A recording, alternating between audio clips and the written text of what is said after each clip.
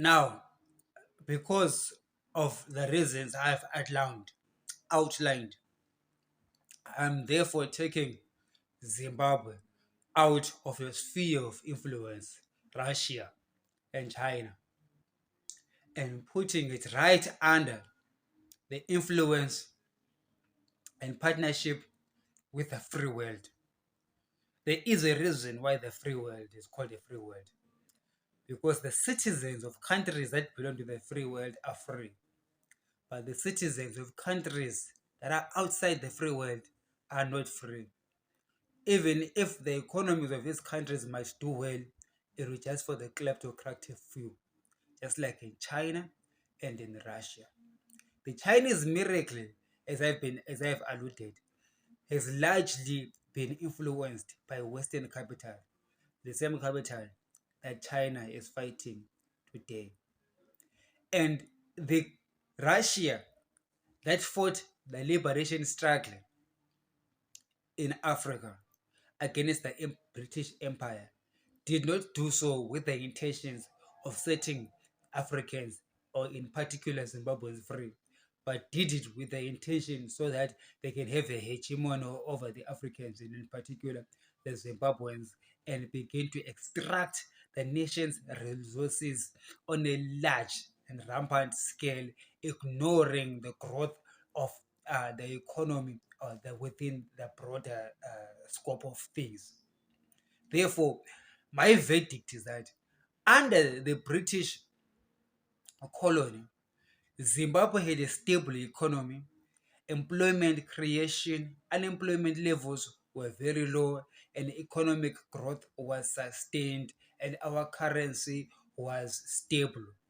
Now, after the Chinese influence, the Russian hegemony over my country, our currency has been on a free fall ever since 1980. Unemployment skyrocketing and the economy shrinking, corruption becoming more rampant and endemic, and diseases out of control, and the general well-being of our people, the general happiness of our people, is is bad. We are a pariah, we're a banana republic, all thanks to China and Russia.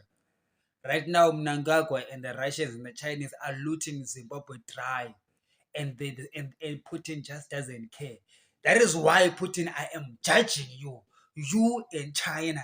I am judging you not because I do not want my country to have influence, to have friends that are big. No, it's because the friendship that Zimbabwe has with China and Russia has caused Zimbabweans to suffer, and Russia and China doesn't care, but the United States cares.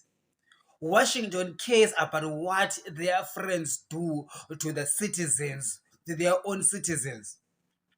And all the friends of the United States and Britain and the whole global West, the free world, adhere to this adage of respecting human rights and growing the economy's servitude attitude, not yours that is full of mafia style leadership. Take a look at North Korea versus South Korea. South Korea aligned to the United States is a world class economy. North Korea sponsored by the Chinese, supported by the Russians. Look at the tyranny in there, income inequality, terrible lives in there. Look at Cuba, a country that aligned itself with Russia. Terrible economy there. And the list goes on and on. All this, take a look at Africa. Take a look at South Africa. The ANC aligning itself with Russia and China these days. The rampant corruption and the load shedding in the country. That's a lot of people are saying South Africa is going down the Zimbabwe path. Indeed, it is. How can it not go down the Zimbabwean path when the ANC is friends with Vladimir Putin and actually siding with Putin and siding with Putin's war? It means birds of the same feather fly together, already flocking. You see where the story is going. You see where I'm going. Whatever Putin touches is destroyed. Whatever China touches is destroyed. And whatever the United States touches, it gets blessed. So the pattern is clear for me to declare that Idi Mnangagwa is no longer the president of Zimbabwe.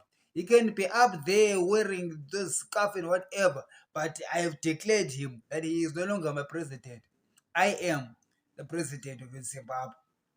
That is going to align itself with the global powers that respect human rights, respect human dignity, and bring about prosperity to the economies that are under this banner of the free world.